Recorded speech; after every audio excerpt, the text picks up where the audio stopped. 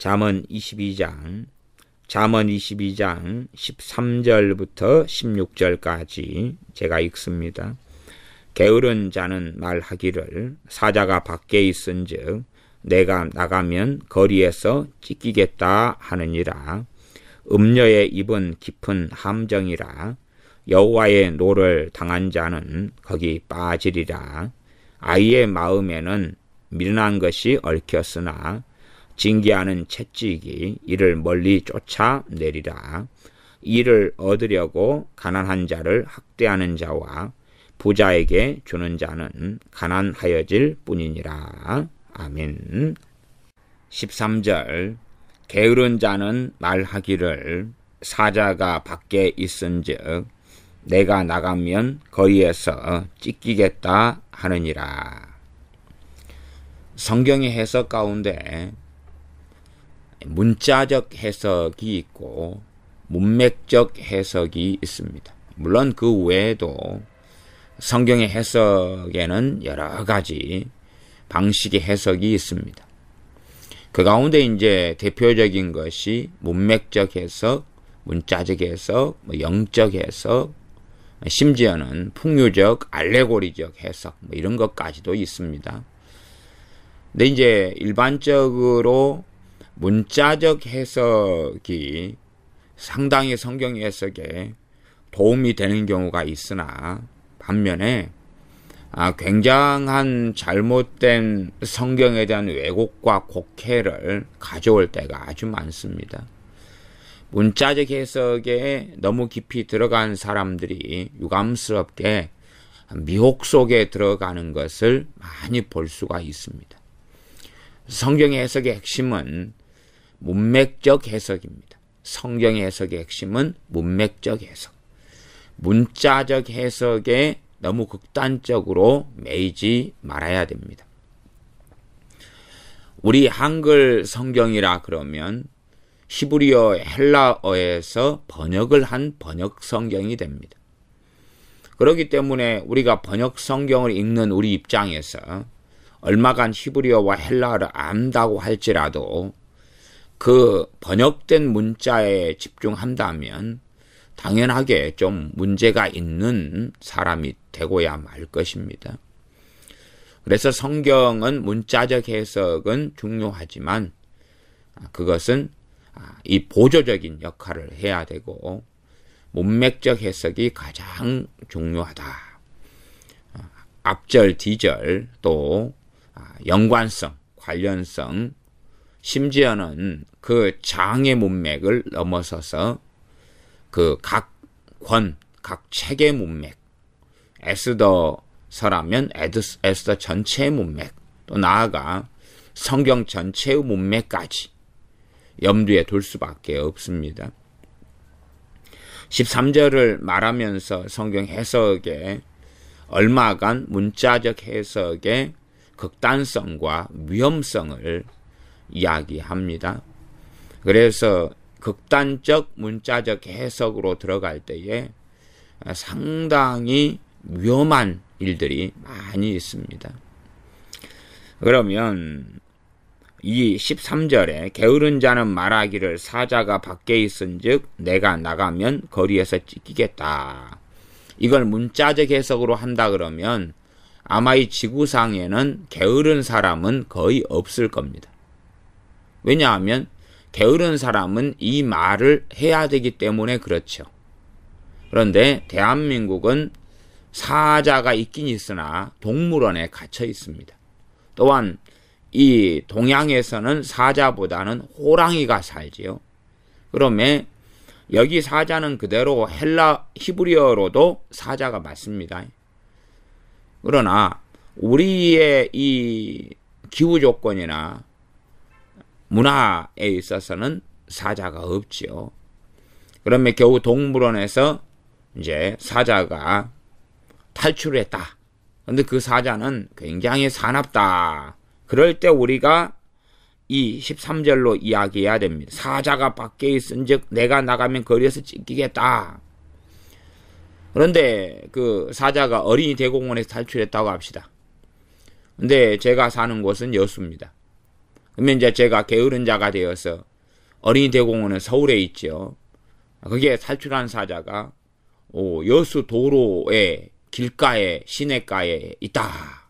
내가 나가면 저 사자가 응 해서 나를 찢어버릴 거다. 그렇게 말하면 저는 문자적으로 당신 게으른 자가 맞아. 그러나 호랑이가 탈출을 해가지고 호랑이가 길가에 있다. 내가 나가면 저 호랑이한테 찢기겠다. 그 문자적으로는 요 13절에 게으른 자는 아니죠. 호랑이는 아니니까. 그러니 그런 식으로 문자적 해석을 하는 사람들은 사실은 굉장히 많습니다. 아주 많습니다. 킹제임스 성경에 몰두하는 사람들, 또 여러 가지에 몰두하는 사람들 가운데 그런 사람들 전부 다 이단이라 사입이라 말하기 어려운 측면이 있으나 그러나 심각한 신앙적인 오류, 나아가 신학적인 오류들을 가질 수밖에 없습니다. 어떤 면에 이 세대주의 신학을 가진 사람들 가운데서도 이 문자적 해석의 오류에 빠져서 고장난 자가용처럼 그렇게 제대로 정상적으로 고장난 냉장고 에어컨처럼 정상적으로 하나님 말씀을 다루지 아니하고 잘못된 방식으로 다루는 경우가 아주 많다. 사실은 우리 대부분의 믿는 사람들 성경을 읽을 때요, 문자적 해석으로 읽으려는 경향이 굉장히 강합니다. 왜냐하면 문자적 해석으로 성경을 읽을 때에 우리는 하나님 말씀에서 면죄부를 쉽게 받을 수 있기 때문에 그렇습니다. 왜냐하면 게으른 자는 이런 말을 하는구나. 이런 말을 안 하면 나는 게으른 자가 아니야. 그럴 거지 않겠습니까? 문자적 해석으로 한다면 얼마나 자유롭습니까? 말씀에 너무 자유롭고 편합니다. 많은 경우가 그렇습니다. 많은 경우가. 야고보서 2장 같은 데도 너희는 사람을 외모로 취하지 말라. 그래가 가난한 자가 들어올 때 여기 아무데나 내 발등상이나 아무데나 앉으라. 그리고 부자한테는 여기 앉으소서. 근데 그런 식으로 문자적으로 누가 할까? 그렇게 하는 사람은 거의 없죠. 그러니 나는 외모로 사람을 취하거나 보는 자가 아니야. 그렇게 할 수 있지 않겠느냐 그 말이에요. 또한 믿는 형제가 찾아와서 그래서 먹을 걸 좀 달라 그럴 때에 또 배고파고 굶주리고 그럴 때 춥고 그럴 때에 가서 따뜻하게 하라. 가서 배부르게 하라. 나는 그런 말을 안 하는데 가서 라면 끓여 먹어라. 라면이 없는데요. 그럼 빵 먹어라. 나는 그렇게 말하는데 문자적으로 나는 그거하고 달라. 그렇게 얼마든지도 할 수 있다. 그런 말입니다. 그렇기 때문에 문자적 해석을 우리는 우리의 죄성이 문자적 해석으로 말씀을 끌고 가려는 경향이 있습니다. 물론 상징적 해석도 있는데 또 영적 해석, 영해라 그러죠. 이 상징적 해석이나 영적 해석 가운데 특별히 영적인 해석은 굉장히 주의해야 됩니다. 영적인 해석은 풍류, 알레고리로 가는 경향이 아주 강하고요. 상징적 해석은 적절하게 보조적으로 문맥에 맞추어서 잘 사용할 수 있습니다. 가장 중요한 성경 해석의 핵심은 문맥적 해석이다. 앞단어하고 뒤단어하고 합쳐가지고 어떻게 되느냐. 최근에 통합 측에서 4개 그 교단인가 목회자들 관련해서 이단에 대한 해지를 선언했다가 그다가 다시 무효화 취소한 것을 보았습니다.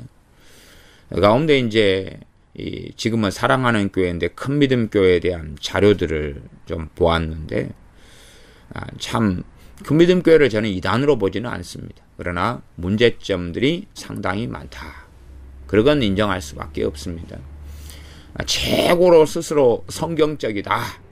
그렇게 말하지만 얼마나 오랫동안에 입신에 빠져가지고 살아왔고 또 밥 존스의 거짓 애언들에 몰두하고 살아와서 지금은 밥 존스의 거짓 예언들에 대하여 틀렸다 잘못됐다 그렇게 정확하게 밝히지도 않고 그리고 쉬쉬하고 덮어버리면서 그 잘못된 내용들이 드러난 것이 얼마나 많습니까?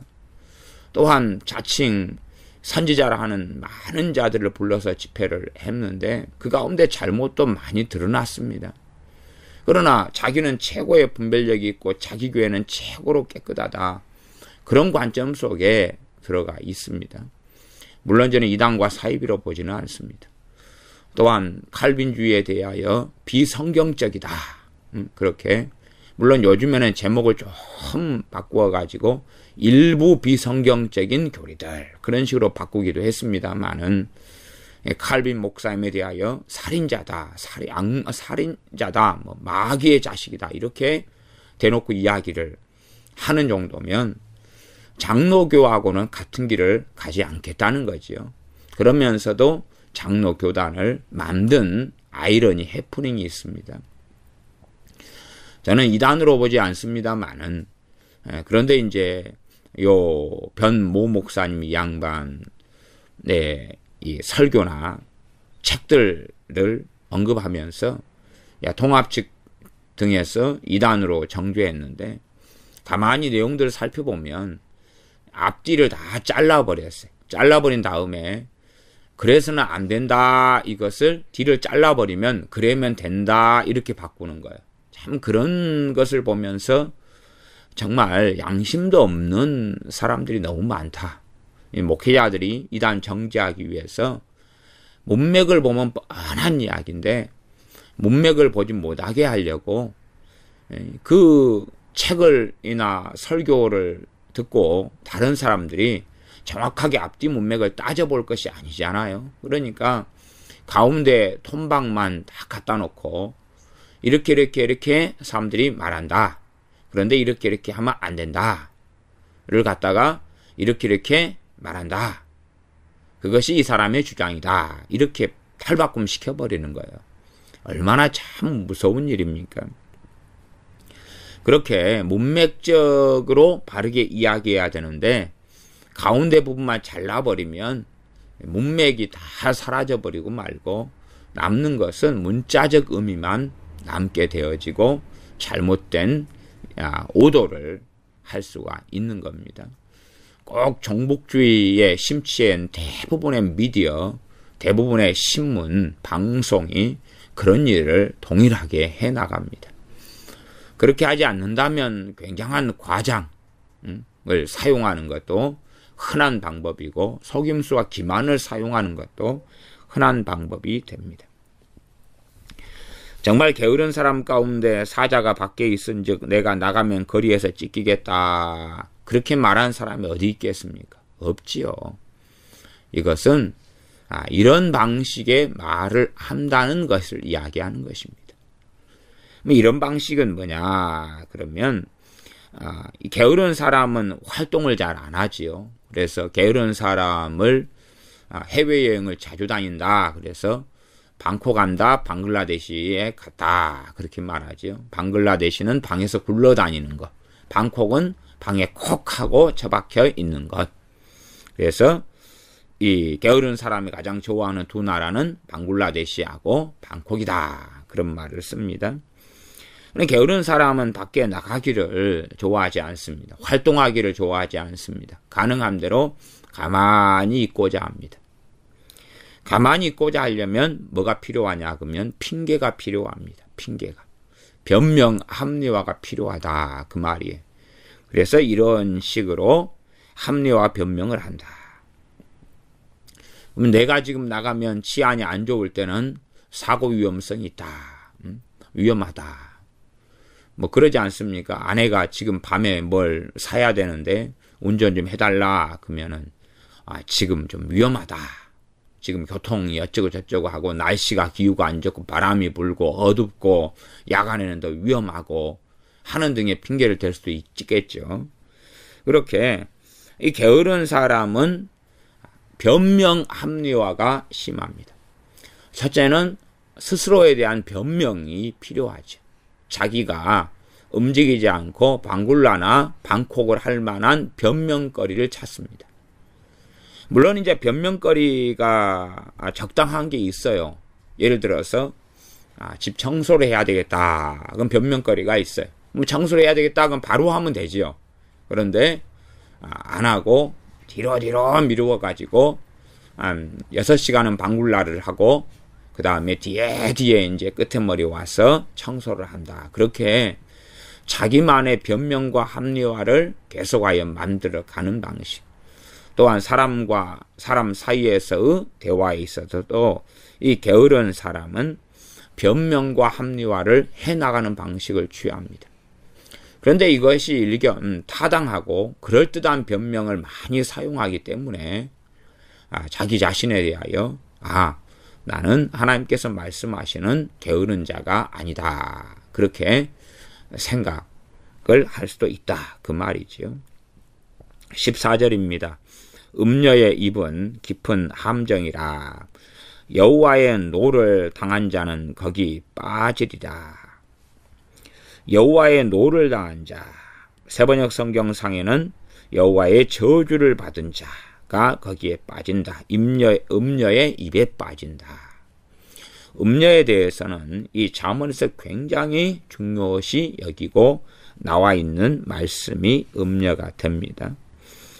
이 잠언에서는 강해 가운데 이 여러 장에 걸쳐서 이 음녀에 대하여 나와 있었는데 5장, 6장, 7장 이렇게 깊이 있게 나와 있었습니다. 그 다음에 이제 성경 66권의 문맥에 있어서도 음녀는 굉장히 중요한 이런 핵심 포인트를 가집니다. 나중에 요한계시록에 보면 요한계시록 17장, 18장이 음녀에 대한 이야기고 그 음녀 가운데 그 음녀를 큰 성 바벨론이라. 그리고 이 음녀가 짐승을 타고 있습니다. 그 짐승의 머리는 7개고 뿔이 10개다. 그 짐승을 타고 있고 그리고 만국을 미혹해 하던 자고 그 음녀의 많은 상품들을 가지고 상고는 무역을 하고 장사를 하고 그래서 그 큰 성 바벨론인 이 음녀가 모든 음녀의 엄이라고 하는 음녀가 요한계시록에 있는 17장 18절에 있는 음녀가 됩니다. 그리고 모든 음녀들의 엄이다 그런 경우가 이제 이 요한계시록에 있는 음녀인데 그러므로 음녀들이 많다는 걸 알 수가 있어요.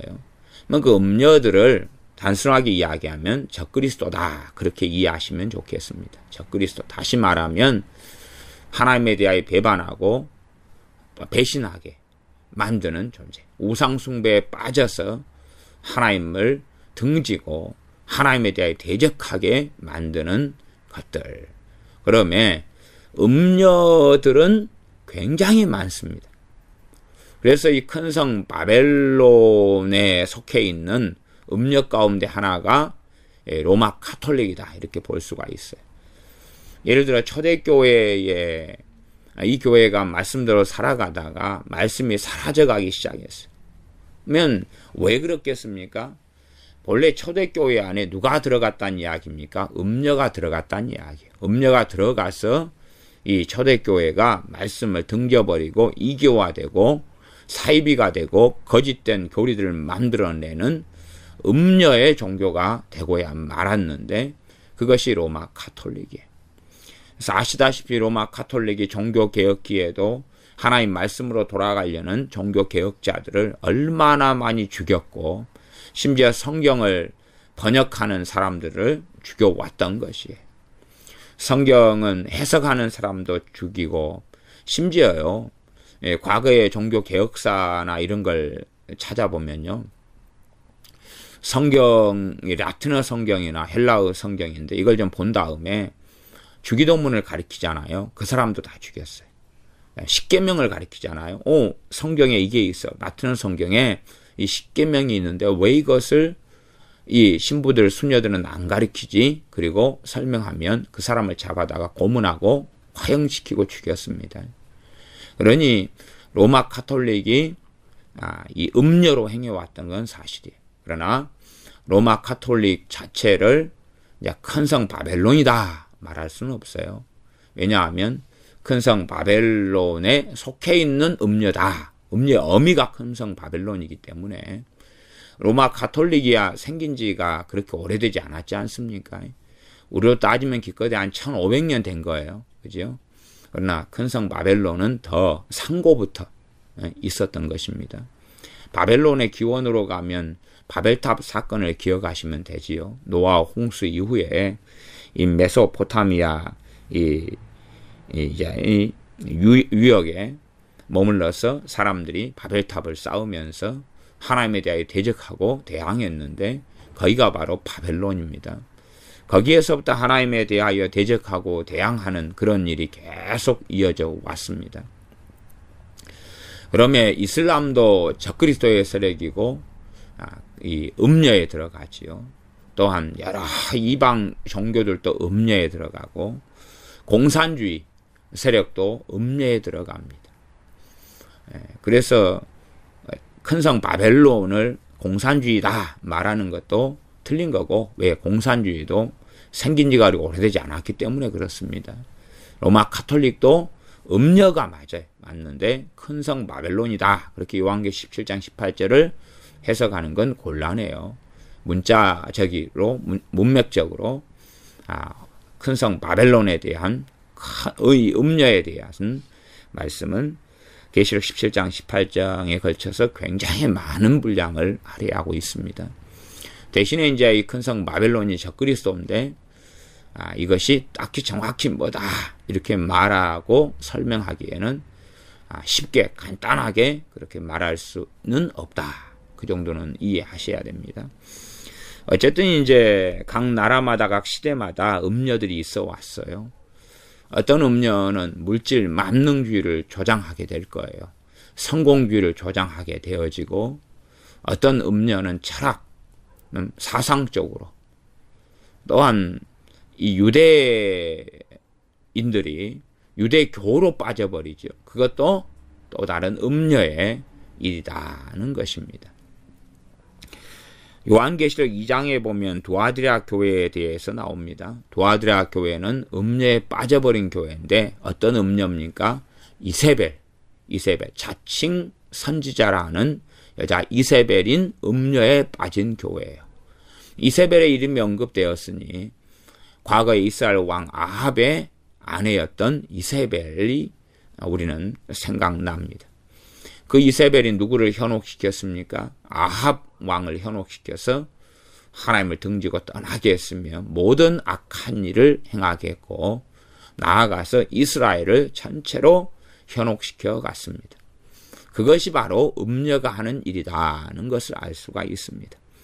성경에는 이 음녀나 혹은 바벨론으로 나와 있는 이야기들이 아주 많이 있습니다. 선지자들이 하는 메시지, 이사야, 예레미야, 에스겔 등에서도 이 음녀 이야기는 아주 많이 등장하고 나옵니다. 그렇기 때문에 단지 이 음녀를 어떤 음란한 여자, 음탕한 여자 혹은 창기 그렇게 해석하고 보아서는 안 됩니다. 일반적으로는 하나님을 등지게 하는 가치관, 사상, 또 그에 대한 통로가 주로 사람이 될 때도 아주 많고 문화가 될 때도 많습니다. 우리나라에 예를 들어서 이제 젊은 아이들의 음악의 문화가 있다. 그러면 그것도 음녀지요. 그래서 어떤 사람은 음악에 빠져버려요. 춤에 빠지고 또 술 취함에 빠지는 것도 또 다른 음녀의 방식이다. 그렇게 이해하시면 됩니다. 그러면 결국은 전능하신 하나님을 경외하며 하나님을 섬기는 데서 등지고 떠나가게 하는 것, 또 우상숭배 속에 빠지고 하나님을 등지고 떠나가게 하는 이 적그리스도의 세력, 적그리스도가 바로 음녀라는 것을 알 수 있습니다. 그렇게 이 땅에서는 정말 음녀가 많이 있습니다. 그러면 사람들이 주님께 나오지 않는 그러한 이유 중에 하나는 음녀에 빠졌기 때문에 그렇습니다. 신약에 와서는 너희가 사람의 미혹을 받지 않도록 주의하라. 그러면 그 미혹도 또 다른 음녀의 종류라는 것을 알 수가 있습니다. 이단에 빠지는 것도 음녀에 빠진 것이죠. 음녀. 하나님 말씀이 왜곡되고 잘못 해석되고 잘못 이해되고 이슬람의 IS 같은 이 사람들, 그 사람들은 자기들이 천국에서 이 자살 테러나 폭탄 테러를 일삼을 때에 가장 큰 부귀영화, 처녀를 몇 명을 얻고 하는 등의 그 놀라운 약속을 보장받는 가운데 자살 테러를 합니다. 그러니 그러한 IS나 이슬람의 사람들은 음녀에게 이미 당해버렸다는 것을 우리가 알 수가 있습니다. 또 우리나라 같은 경우도 공산주의자들, 빨갱이들에 의하여 종북주의 세력들이 굉장한 강성을 얻고 있고 여기에 사람들이 방송 미디어를 통한 선동에 대부분 당해버렸습니다. 그것이 음녀에게 당했다 그 말입니다. 그런데 음녀에게 빠지고 당하는데 그래서 14절은 음녀의 입이라 나오는 겁니다. 입은 뭡니까? 음녀가 말을 하지요. 말을 해요. 그 말을 통해서 유혹되고 현혹되고 미혹되고 당하는 것입니다. 그래서 음녀의 입은 깊은 함정이라. 이 음녀나 입은 상징적인 해석을 할 수밖에 없는 거죠. 어떤 상징적 해석이냐 그러면 잠언 5장, 6장, 7장 또 성경 전체의 음녀에 대한 문맥 속에서 상징적인 해석이 가능하다. 그리고 상징 해석을 하는 것이 성경 전체의 문맥에 맞다 하는 것입니다. 실제로 어떤 아름다운 미스 코리아가 있다. 그럼 이 미스 코리아가 이 어떤 총각한테 입맞춤을 해준다. 그러면 이제 이럴 때 얼마나 달콤한가. 그럴 때 입처럼 이 아주 달콤한 말 이런 것을 상징해서 음녀가 하는 말을 상징해서 음녀의 입이라 하는 표현을 썼다는 것을 우리가 알 수가 있습니다. 음녀의 입은 깊은 함정이라. 깊은 함정이면은 쉽게 벗어날 수 있습니까? 없습니까? 없다 그 말이죠. 그러나 벗어날 수는 있어요. 깊은 함정이 있는데 벗어나는 것은 아주 어렵다 그 말입니다. 아주 어렵다. 또한 벗어나더라도 큰 해를 입은 후에 벗어나게 되지요. 깊은 함정이기 때문에 거기에 빠져서 한 5m 함정이다. 그럼 거기에 구렁이에 빠지면 떨어질 때 다리가 부러진다든지 손으로 막 함정의 벽을 짚다가 손가락이 부러지고 옆구리가 갈비뼈가 나가고 심지어 죽고 함정에 빠지고 떨어질 때 그러지 않겠느냐 그 말이죠. 그런 것처럼 함정에서 겨우 살림을 당하고 건짐을 당한다 할지라도 그렇게 큰 해는 당하고 마는 것입니다. 우리가 일반적으로 이단이나 미혹이나 사이비에 한번 빠지고 나면 그 다음에 신앙이 황폐화되어 있는 것을 봅니다. 다시금 폐허 위해서 믿음과 신앙을 다시 건축을 해야 돼요. 그러나 자기가 성경 지식이나 정보를 알고 있다 그런 사람은 그런 미혹 속에 빠진 다음에 다시 겨우 빠져나왔는데 자기 신앙과 믿음이 황폐화되어 있는 것을 인식을 못하는 경우도 있어요. 황폐화되어 있는 것은 어떻게 알 수 있냐 그러면 기도 생활이 막혀버리는 거예요. 기도가 안 되고 믿음이 없어요. 믿어보려 해도 믿음이 없어요. 다 잃어버린 거예요. 나 성경에 대한 지식은 남아있어요. 그러나 그것은 그 말씀에 대한 믿음하고는 상관이 없고 정보적인 믿음에 불과합니다. 음녀 입에 빠져버리면 심각해요. 그래서 신천지도 음녀가 될 것이고 또한 공산주의도 음녀가 되고 주체사상 이런 건 다 음녀가 되죠.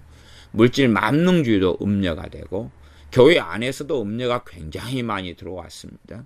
도아드라 교회처럼 음행하는 여자 음녀 자칭 선지자라는 음녀를 받아들여 가지고 이 음녀와 함께 음행하는 자들을 전능하신 하나님께서 심판하신다. 그리고 도아드라 교회에 경고하고 있는 것처럼 그렇게 어느 교회든지 간에 음녀가 들어오면 또 음녀가 어떤 사람을 통해서 역사할 수도 있고 사상의 형태를 가지고 역사할 수도 있고 탐욕과 정욕과 욕심이나 명예욕 등으로 역사할 수도 있는 거예요. 혹은 음녀가 들어왔는데 눈에 보니 형태가 아니라 세속화의 형태로서 역사할 수도 있는 거예요. 예를 들어 어느 교회는 다단계 판매가 들어와요. 그래서 목회자를 현혹시키고 교인들이 다단계에 빠지면서 하나님을 떠나버리죠. 그런 경우도 사람을 통해서든 혹은 어떤 정보와 지식을 통해서든 심지어 목회자 거기에 빠짐을 통해서든지 간에 그것도 음녀가 들어온 것이 됩니다. 그렇게 이 음녀는 전반적으로 적그리스도다. 다시 말하면 하나님을 등지고 떠나게 하는데 신속하게 떠나게 하든지 혹은 개구리를 물에 삶는 것처럼 서서히 온도가 높아지는 방식이든지 다양한 방식, 다양한 모습, 다양한 형태로서 지금까지 역사하고 그리고 이 모든 음녀들의 어미가 바로 큰 성 바벨론이다. 큰 음녀다. 나와 있는 요한계시록 17장, 18장에 나와 있는 음녀라고 성경 본문에가 그렇게 나와 있습니다. 모든 음녀의 어미다. 이렇게 나와 있어요. 본문에가요. 그래서 여호와의 진노 가운데 든 사람은 이 음녀의 입에 빠진다. 왜냐하면 음녀 입에 빠지는 것이 하나님의 심판이기 때문에 그렇습니다. 그래서 이 미혹에 빠지며 또한 음녀 입에 빠져서 하나님을 등진 채 고생을 많이 한 사람들은 하나님을 그 가운데 벗어나고 나서 원망하는 사람들도 아주 많아요. 그러나 원망의 문제가 아니라 회개를 해야 된다는 사실이에요. 왜 거기에 빠져드냐? 그러면 여호와의 진노 때문에 그러하다. 여호와의 진노 때문에 그 사람이 음녀 입에 빠져들었다. 그 말이 이단이든 사입이든지 혹은 세속화든지 공산주의든지 그 어떤 것이든지 간에 여호와의 노를 당한 사람이 거기에 빠지는 거다. 그 말이. 그렇지 않으면 이 음녀 입은 깊은 함정이기 때문에 정말 끔찍한 참사이기 때문에 하나님을 경외하는 사람, 하나님을 가까이 하는 사람은 하나님께서 그를 보호하시며 지키신다는 것을 우리는 알고 있습니다. 하나님을 경외하는 사람을 이러한 음녀의 입에서 하나님은 지키고 보호하시지요.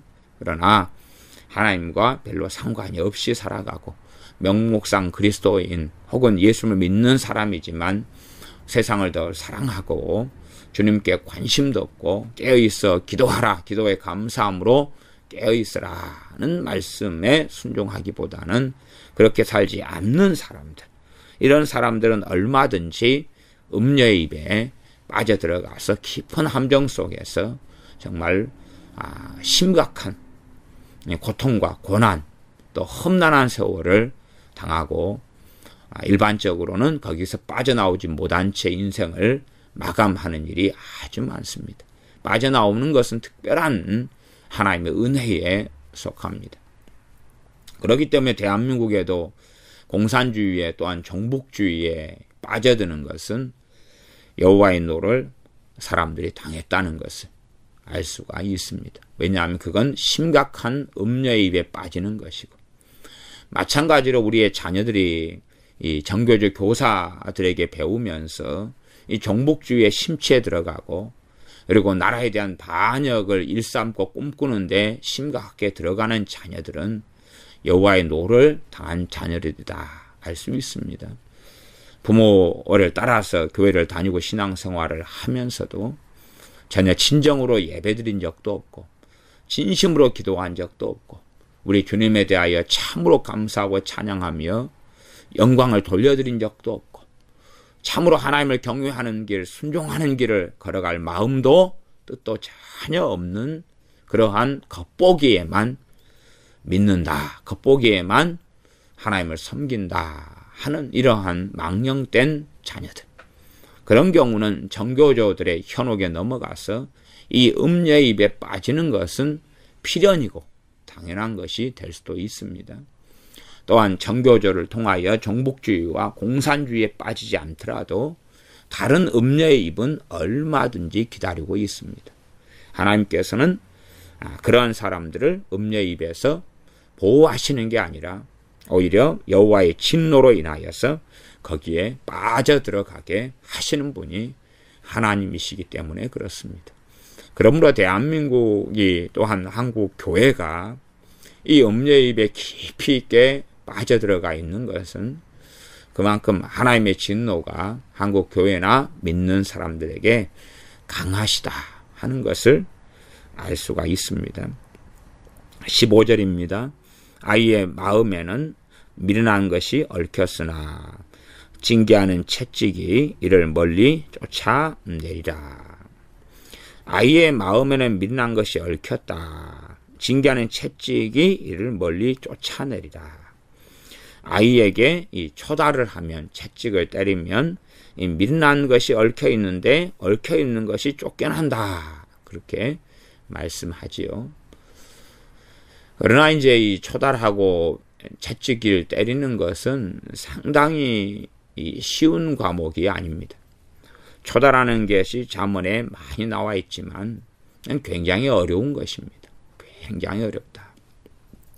그러면 초달에 나와 있는 말씀을 우리가 인간적으로 적용을 시켜가지고 초달을 해보다 보면 열매가 너무 안 좋아요. 너무 안 좋아요. 그러니까 하나님 말씀을 부정하는 대로 나가는 사람이 있어요. 다시 말하면 자기가 잘못해놓고 하나님을 굳다. 하나님이 지혜가 없으시다. 하나님은 폭력적이고 하나님은 사랑이 없고 하나님은 과격하시다. 그렇게 결론을 내리고야 마는 거지요. 자기가 잘못 초달을 해놓고 그런 사람들도 굉장히 많습니다. 그래서 인본주의 속에 인본주의적인 자녀교육에 빠지는 사람은 초달을 해봐요. 해보는데 어떤 초달이냐 그러면 자기의 분노, 자기의 성질 나는 것, 성질대로 애를 때리는 거죠. 그렇게 해놓고 아이가 상처를 더 받으니까 봐봐라, 이 초달하고 매를 때리는 것이 옳지 않구나, 이런 식으로 아예 말씀을 부정하는 쪽으로 나갑니다. 그러나 정말로 바른 초달을 했느냐 안 했느냐는 결과가 말해주는 거죠. 말씀대로 초달을 했으면은 뭐가 사라집니까? 미련한 것이 얽혀 있는 게 때마다 풀려가겠죠. 그러지 미련한 것이 얽혔다 그러면 자녀한테, 이 아이의 마음에 미련한 것이 얽혔다 그러면 이 아이에게 미련한 것이 한 개만 있는 게 아니겠죠. 극단적으로 성경을 이해해버리면 아이에게는 미련한 것이 큰 덩어리가 하나 있으면 초달을 한번 해버리면 전부 다 없어져 버린다. 그건 말이 안 되는 이야기입니다. 이 미련한 것은 상황마다, 때마다, 일마다 틀린 거예요. 그러니 미련한 것이 얽힌 부분이나 것들이 뭐 수백 개, 수천 개도 되겠죠. 그러면 적절한 초달을 할 때에 그때마다 이 미련한 것이 얽혀 있는 것이 이제 없어지고 쫓겨나게 되는 거죠. 미련한 것이 쫓겨났을 때에 명철을 얻어가기 쉽고 지혜를 얻어가기가 쉬워진다, 그 말이에요. 그러면 초달이 바르게 되면 미련한 것이 이렇게 정리돼 가고, 그러나 잘못된 초달에는 자녀를 노엽게 하지 말아라. 자녀에게 분노만 쌓이고 상처만 쌓이고 관계도 더, 부모 자식 간의 관계도 훼손되고 좋아지지 않겠죠. 그러면 초달을 자기가 바르게 해볼 때에 그 초달이 좋은 열매를 가져오면 자기가 지금 바른 방식의 초달을 하고 있다는 것을 알아가고 배워가는 거고, 그렇지 않으면 잘못된 방식이구나 알아가야 되지요. 꼭 수학 문제를 풀면 정답이 틀리면 점수가 별로 안 나올 것 아닙니까? 그러면서도 배우지 못하고 틀린 정답을 계속하여 고수하고 있다면 이 부모 자체가 이미 부모에게 미련한 것이 얽혀 있다, 그렇게 말할 수밖에 없습니다. 아이에게 미련한 것이 얽혀 있는데 이것이 정리되지 않은 상태에서 이 아이도 어른이 되고 그리고 부모가 됐을 것 아닙니까? 그러면 자기 미련한 초달로 미련한 아이에 얽혀 있는 것을 정리하려 그러면 뭐 더 심각한 문제가 일어나고야 말겠지요. 그래서 사람들은 자꾸만 책임을 하나님께 돌리려고 자기 방식으로 초달을 해놓고 하나님을 잘못했다 그러는 겁니다. 15절에 가만히 보시면 미련한 것이 얽혀 있다. 그리고 징계하는 채찍이, 그러면 징계하는 채찍이다 그랬죠. 그러지 미련한 것이 얽혀있는 것에 대한 징계지 자기의 기분 나쁨, 자기의 성질 나는 것, 자기의 짜증 나는 것 그런 게 아니라고 말이에요. 부모들은 참 객관적이지 못할 때가 너무나 많습니다. 자녀가 똑같은 안 좋은 행동을 해요. 그러면 징계라는 것은 객관성이 있어야 되잖아요. 그런데 그 행동을 5번까지는 눈 감아 줘버려요. 그 다음에 이제 6번째 되니까 도무지 못 참겠는 거예요. 그때 이제 매를 들어요. 그러면 이미 그때부터 징계하는 채찍이 되는 게 아니에요. 자기 화풀이가 되고 분풀이가 되는 거예요. 정말로 바른 초달을 한다 그러면 초달 전에 똑같은 잘못을 6번 했다 그러면 첫 번째부터 초달을 해야 되는 건 아니지요. 다루어 오는 거예요. 첫 번째부터. 다루어 와서 너 이거 잘못됐어. 경고, 옐로우 카드, 그 다음에 잘못하면은 혼날 거야. 벌을 받는다. 그렇게 가서 가장 무거운 벌이 뭡니까? 초달이에요. 가장 무거운 것이. 너 지금 이렇게 동생하고 싸우면 안 되는 건데 그런 걸 싸우는 것을 제대로 다루지도 않고 억울하게 한 상태에서 대강대강 넘겨버리고 나중에야 심각한 싸움이 일어날 때 개입하는 부모가 있어요. 그리고 몇 가지 때리면서 정리되기를 바라지만 그것이 실타래가 많이 꼬여져 버린 거예요. 차근차근히 꼬인 실타래는 풀어가야 되는 것처럼 그렇게 상당히 주의 깊게 초달을 하면서 또한 초달에도 함께 지혜로운 말이 항상 같이 필요한 거예요. 그러지 자녀로 하여금 회개케 만드는 말을 해야 되는데 단지 비난하기 급급하고 정죄하기 급급하고 그리고 야단치고 잔소리하는데 급급한 말들을 통해서는 자녀에게 짜증과 실망과 그 상황만 모면하고 도피하고자 하는 마음을 일으킬 뿐입니다. 16절입니다.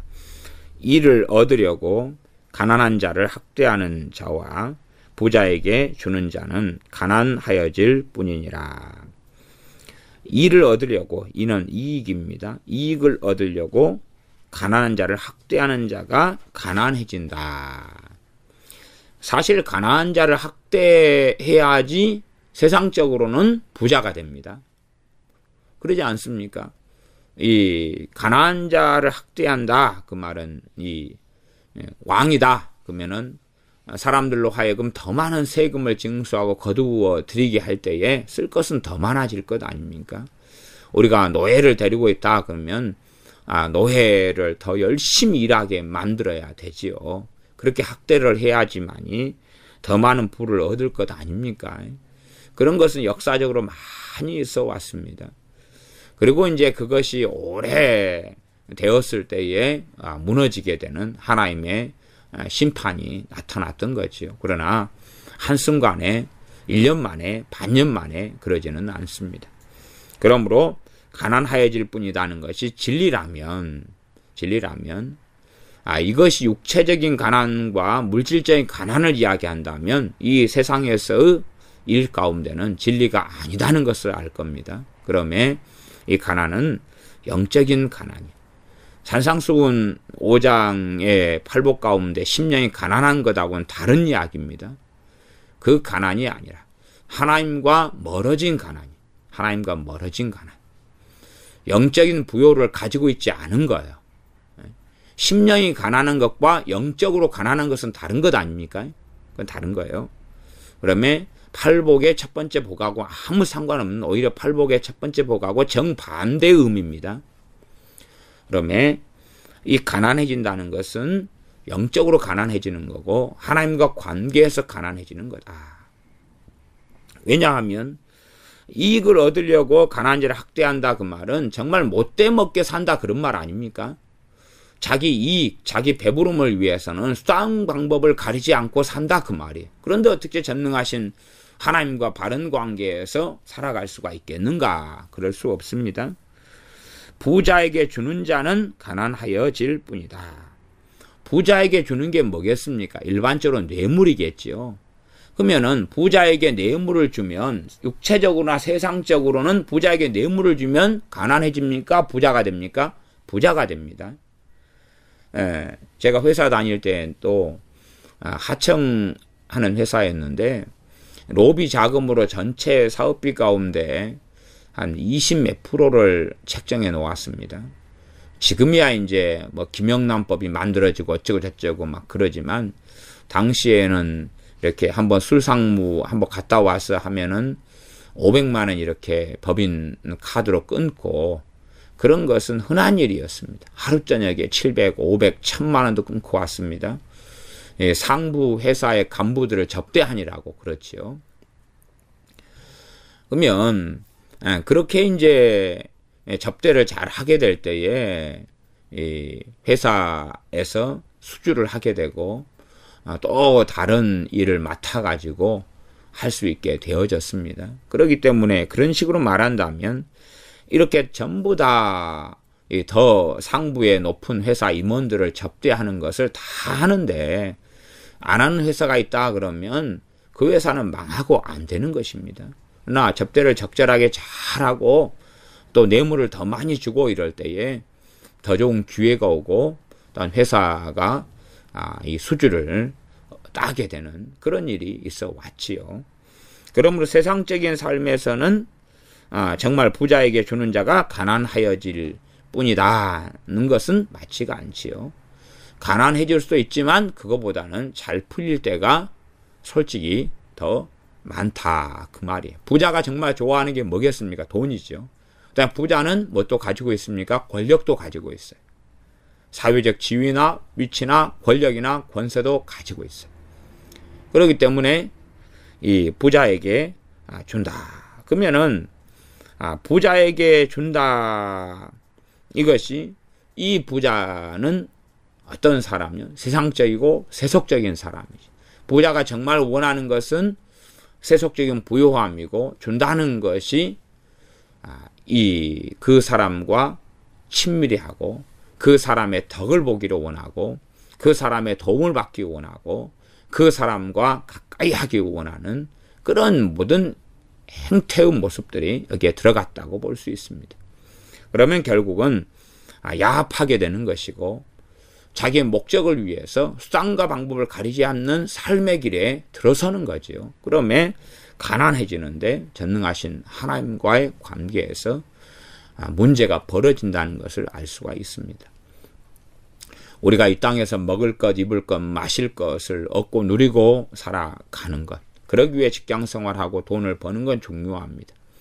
그럼에도 불구하고 먹을 것, 입을 것, 마실 것에 대하여 전능하신 하나님을 의지해야 되는데 사람을 의지하는 거고 그 가운데 이 부자는 천국에 들어가기가 얼마나 어려운지 약대가 바늘길을 통과하는 것보다 어렵다고 주님이 말씀하셨습니다.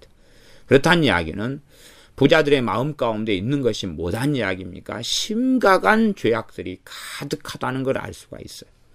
부자 청년이 주님께 와서 선한 선생님이여 어떻게 하여야 영생을 얻으리까?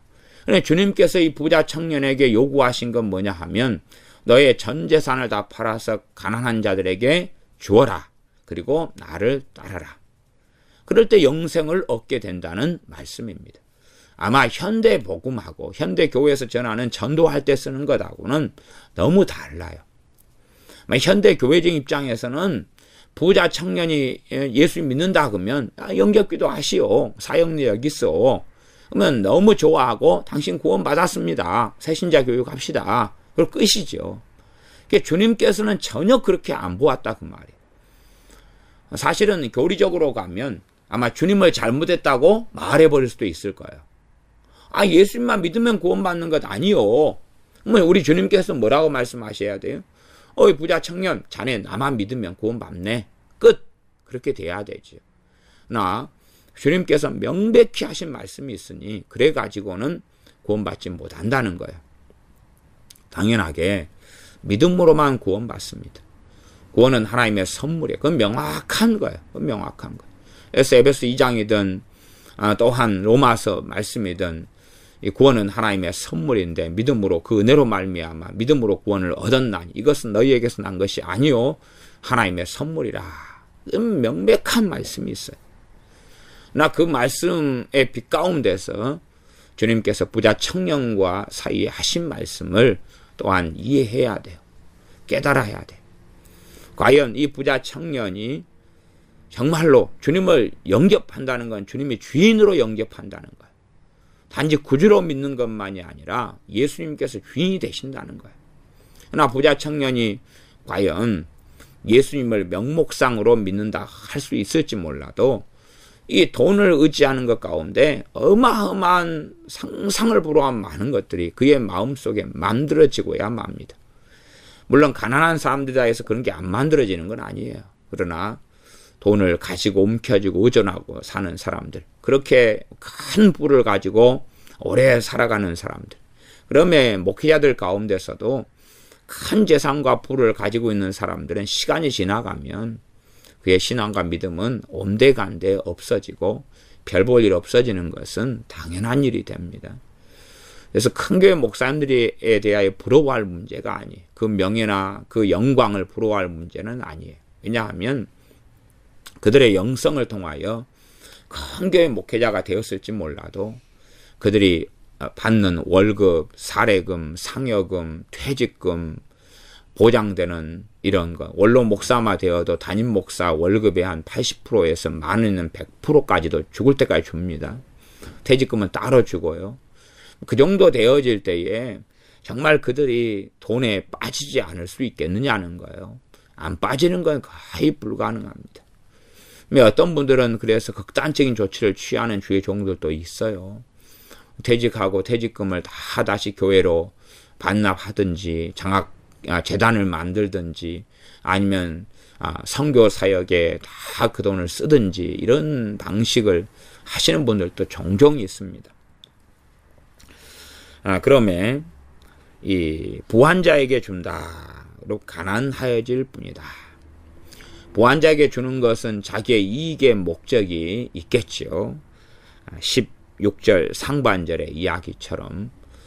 그러니 이 땅의 삶에서 하나님 없이라도 부유해지고 하나님 없이라도 자기의 목적을 성취하려고 하는 거지요. 그러면 진정한 가난은 이 땅에서 가난이 진정한 가난이 아닙니다.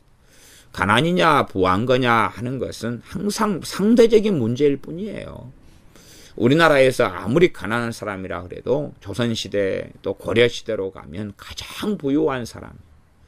이 땅에서 좀 가난해도 과거에 1000년 전에 임금들이 누리던 것보다 더 놀라운 것을 누려요.